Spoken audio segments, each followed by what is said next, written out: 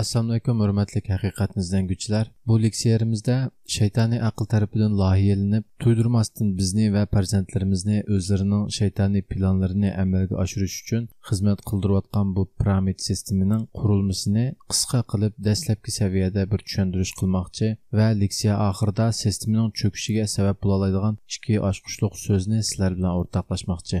Oyunning qoidasini qancha yaxshi bilsak, oyunni shuncha yaxshi o'ynay olgandek, shaytoniy aqllar tarafidan qurilgan sistemini yaxshi bilishimiz hozir va kelgusi to'g'riliq qilayotgan nurg'un andishlarimizni hal qilishning chorasini tepishimizga foydasi bo'ladi. Undaq bo'lsa, bu piramid sistemasi bilan tanishib chiqayli. Bu piramidda cho'qqisiga chiqqan sari huquq va kuch shuncha markazga markazlashadi. Bu din qismidan başlasak, din orqali kontrol qilish va dindan foydalanib turib, o'zining manfaatiga xizmat qildirish. Misal olsak, 2001-yili yuz bergan 11-sentabr voqeasidan keyin radikal islom degan hukmni o'ydirib chiqarib, terrorizmga bog'lab, butun dunyoni 20 yilning yoqisi terror bilan qo'rqitib keldi. Buning bilan yetmoqchi bo'lgan maqsadi davlat bexatarligini bano qilib, xalqlarning shaxsiy maxfiyatligini qo'ldan oldi.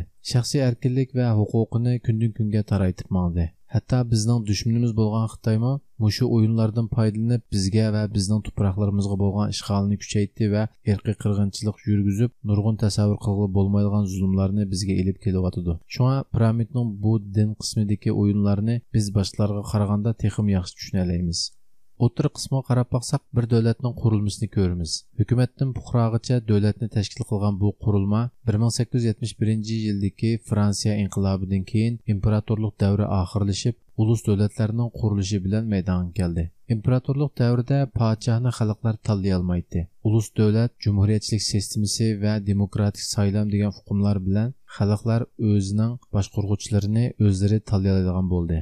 Lekin imperatorlikdan bugungi davlatchilikcha o'zgarmagan narsa boshqaruv va boshqarilish munosabati bo'ldi.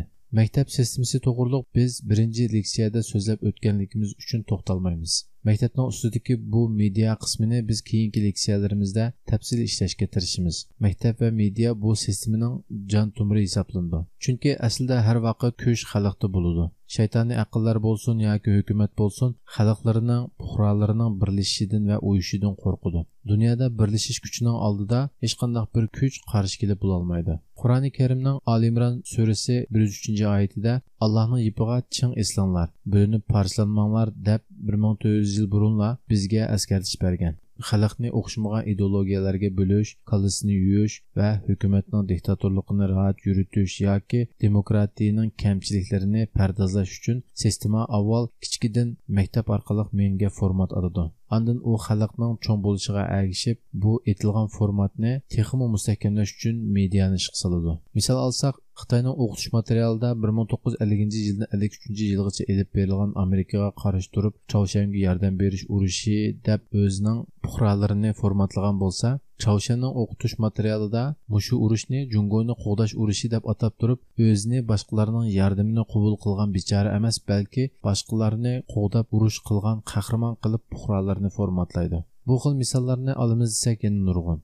O'xshash bir xabarning o'xshamagan davlatlarda o'xshamagan shaklda, ya'ni o'zlari yetmoqchi bo'lgan maqsadga qarata tahlil qilinib, media vositasi orqali xalqlarga sunilib, xalqlarga mushundaq tushansang bo'ldi deb atgan formatlarga sotsial medialar orqali burunqidan ko'p shahid bo'lib turyapmiz. Piramidning 3-qavatidan shirkatlar o'rin olgan bo'lib, o'ng va so'l tarafdagi bor bo'lgan shirkatlarga qarab baqsaq, fan texnikadan tortib, tabiiy boyliqcha va dehqonchilik ziroatlari, sahiya sog'liqni saqlashgacha dunyoni texnika va bozor jihatda monopol qilib olgan bir qism shirkatlarning ismini ko'ramiz.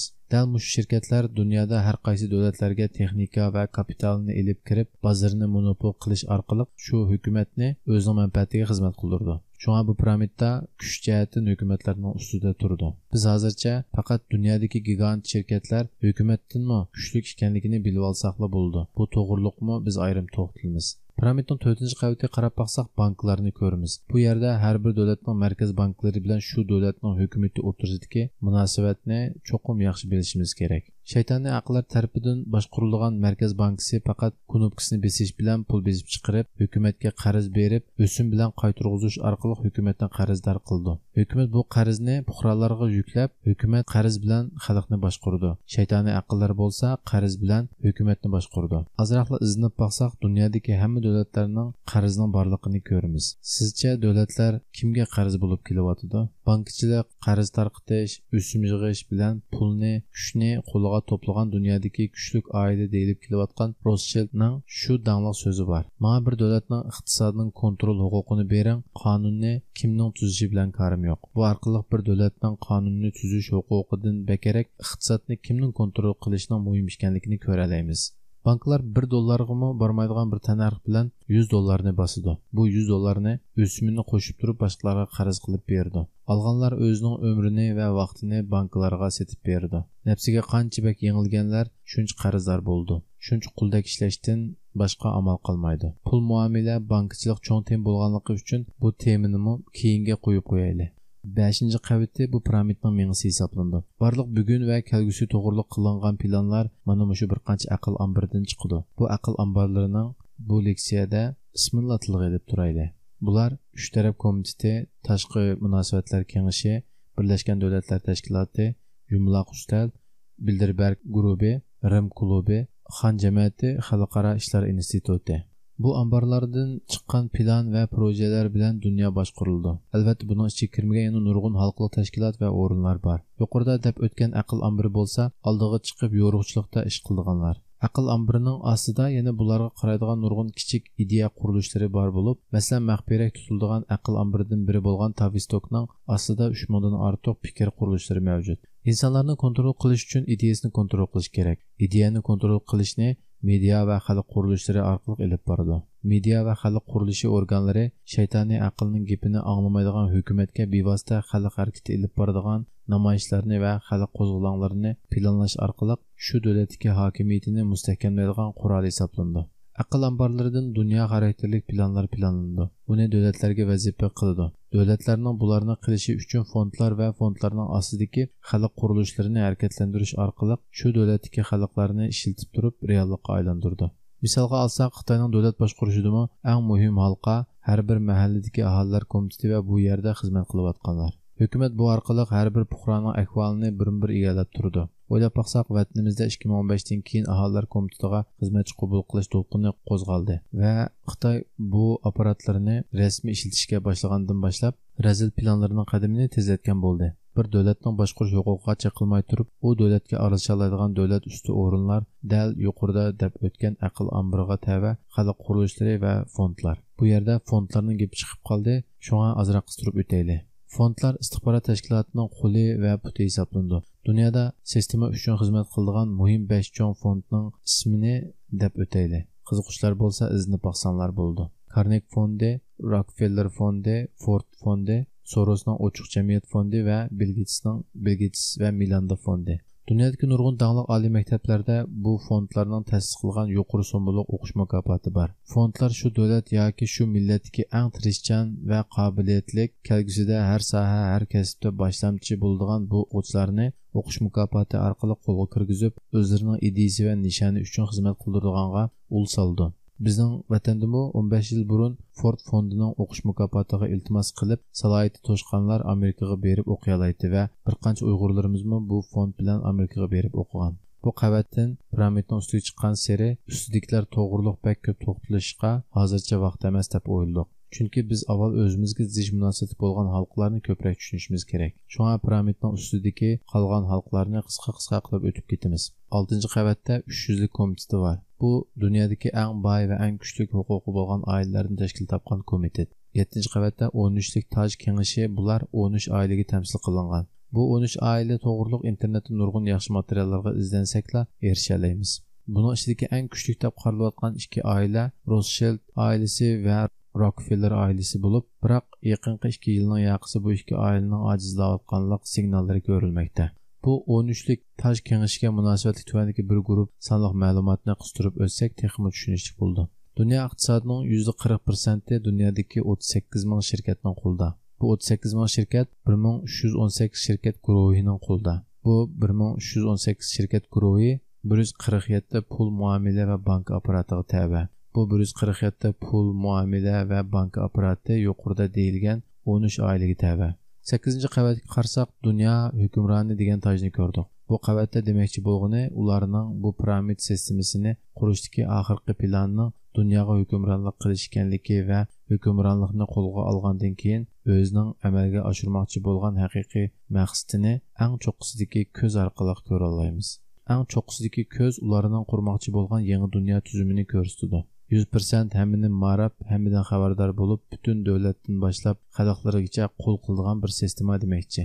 Yuqorida biz bu sistemani vaqt munosabati bilan yuzaga tushuntirib o'tdik. Hamda leksiyaning beshida deb o'tganimizdek, sistemani cho'ktiradigan ochqushliq so'zni sizlarga sunamiz. Bu so'zning birisi qarz bo'lmang va o'simdan yiroq turing. Chunki bu sistemaning aylanishining yiqilg'usi qarz bilan o'simdan iborat. Alloh bizga o'sim to'g'riliq Baqara surasining 275-oyatidan 279-oyatigacha nihoyatda aniq qilib askartish bergan va o'sim bilan haplishiversa, Alloh va Rasulining ularga urush ochadiganligini 279-oyatda deb o'tgan.